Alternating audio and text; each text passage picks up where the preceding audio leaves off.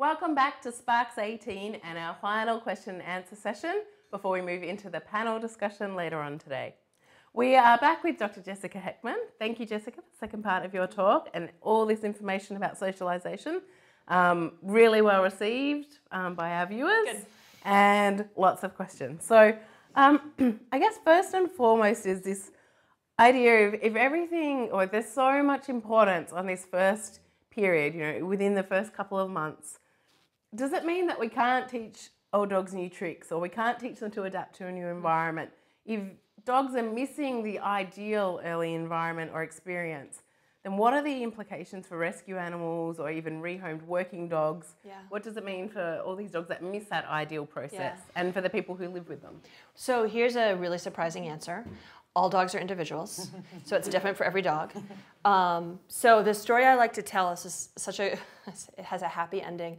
I had a friend who called me up and said she thought she was going to adopt this puppy and she wanted some advice, and so I came over to meet the puppy. They were first-time dog owners. The puppy was like a border collie Sheltie cross, sort of once again, either an oops litter or a farm dog. Sometimes they do that litter. And the puppy was available for adoption because the mother dog had repeatedly attacked the puppy, such that the original owners had removed the puppy from the litter, and they had been raising the puppy separately, feeding the puppy, but just keeping the puppy, I think, in a horse stall. And so she wasn't getting a lot of human interaction. Mother finally got to her, ripped her belly open. Puppy went to the ER, was in the ICU for a week, couldn't go back to the original home, and so my friends were fostering her, and then shockingly, because she was super, super cute, they kept her.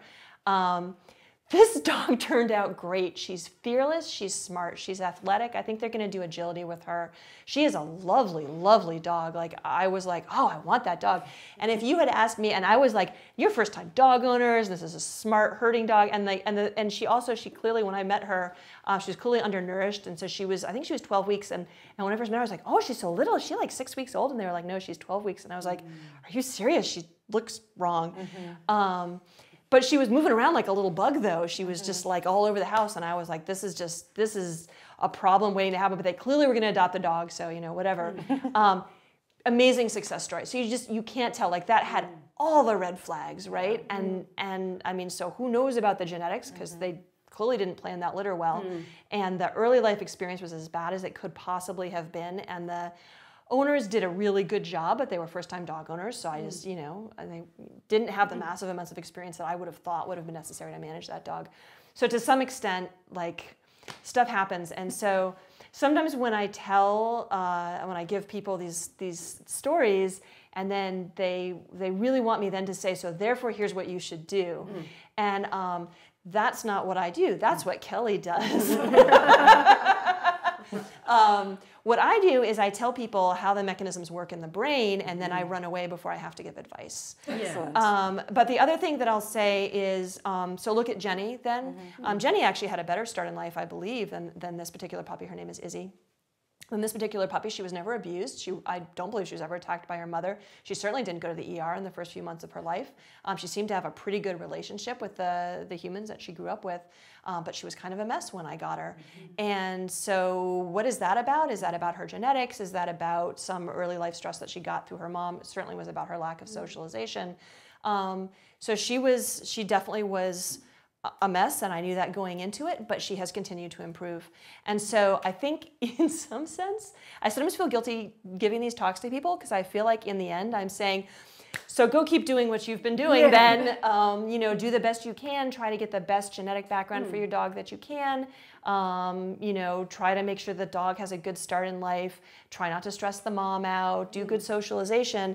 But you knew all that already, so I don't really know why you're listening to me, except for sometimes it's nice to know. Yeah, but also I guess it is acknowledging the importance of all that, but it doesn't mean, if that isn't ideal, that the dogs are write-off. Like, it's, you know, there is room to make improvement in adult dogs and still support them. And then perhaps we can draw this out in a panel session with Kelly and the others as well, and talk about how for adult dogs that may be displaced or rehomed or things like that, how we can still help them, that it's not, you know, this is your lot in life and you have to suck it up, because we definitely can teach older dogs new tricks.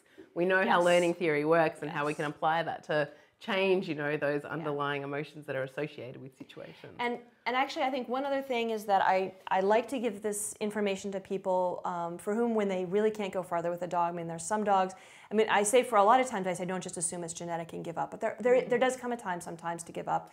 If the dog has a really terrible quality of life and you've tried and you really can't get the dog to be comfortable, or if the dog is a really serious danger, there does come a time to give up. And sometimes that happens with dogs that you got from a good breeder and you did the best you could and you raised the dog well, and sometimes it just happens.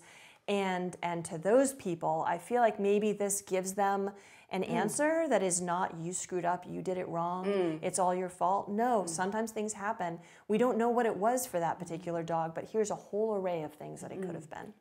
But we also know from the socialization and early in utero experience and early maternal experience that there are some policies around dogs that maybe puppy mills are not the best place to start your life, and that's something that we actually do have control over. Yes, for sure. And so I think a lot of what I do is good to apply to populations and not to individuals. Every dog is an individual, and so applying stuff to an individual, you don't know exactly how it's going to turn out. But applying it on a large scale, you know that for the most part, raising dogs in a puppy mill is a bad idea. Some will be resilient and will turn out just fine, but for the most part, at a population level, it's not a good idea. And that's something that we as humans have control over. Yes. Yeah, we can choose not to select a puppy from that environment. We did have a question that came through that was specific to something that you said. This question is, if learning makes synapses stronger, extinction makes synapses weaker, is there a middle process or transfer for what some of us refer to as the extinction burst? Owners report it, we caution for it, so wondering what the neural processes are, or is it just a misperception on our part? Yeah, I've had that question before, and I didn't know the answer then either. I don't know, and I think it's a fascinating question. I mean, at some level, an extinction burst, have we successfully explained what it is, do you think, to people who don't know the term? You would like for me to do it? Yeah, so the example that I gave was the dog who is used to barking or being obnoxious at the dinner table and then gets some food from the dinner table, and then you decide not to do that anymore and you stop feeding the dog from the dinner table, and the dog quietly goes away and learns. No, that isn't how it happens. What happens is that the dog gets worse before he gets better. Yes. And a lot of us break down at that point. You're like, oh my gosh. Oh, please stop yelling at me. Here, have the turkey, right? But you have to get through that. So that's the extinction burst. And I tend not to think of that at the neural level, and I think that's because I don't know what's going on there. But I think that what's happening is that obviously there's just this frustration. And so I think of it as a separate process that the dog's just like, oh my God, this used to work. You know, like when you're trying to start, why is my car not starting? Damn it. I don't know what's happening at the neural level, or if there is something happening at the neural level, and if you have to get past the extinction burst and then it starts changing. I don't know. I wish I did. I'm sure it's a great story. I don't know if anyone does know.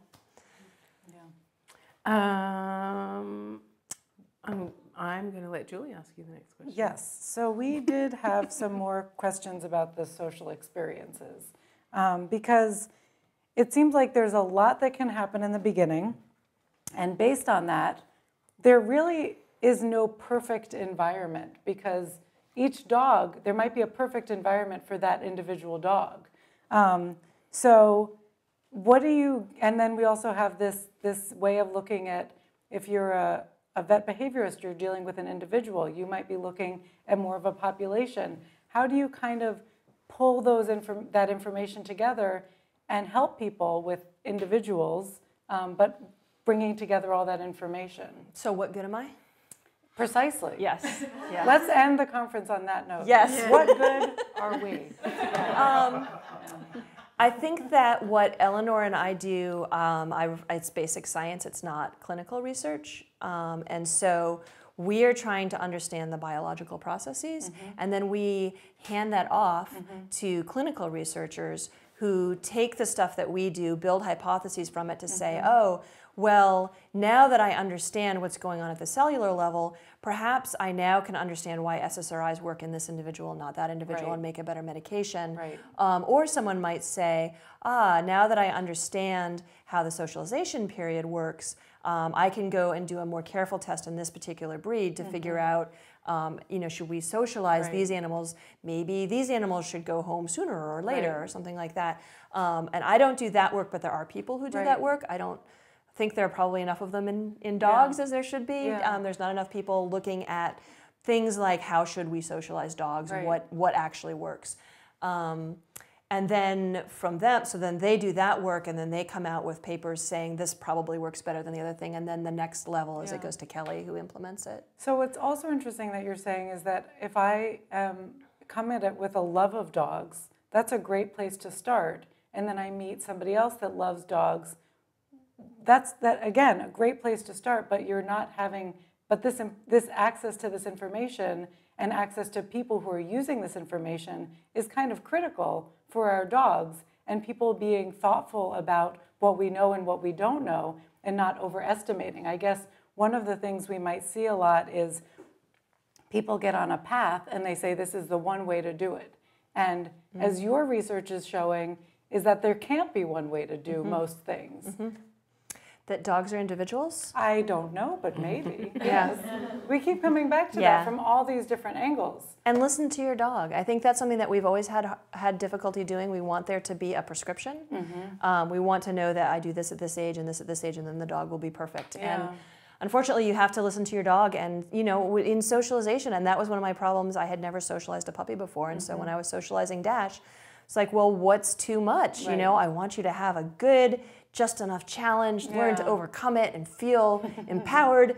And then I don't want to break you. I don't want to break you. And I was on a college campus, and I remember really struggling at one point with he seems to really love people. So is he ready for me to take him to the quad during class change? And a bunch of undergraduates, he thought that the noise that women made when they saw him was because it was he met all these undergraduate women, and that was the noise that 100% of them made when they met him. He was very cute. He's still quite handsome. And so, and I thought, I could bring him to the quad during class change, and he will meet dozens of people, and they will all want to touch him, and I have lots of treats to give him.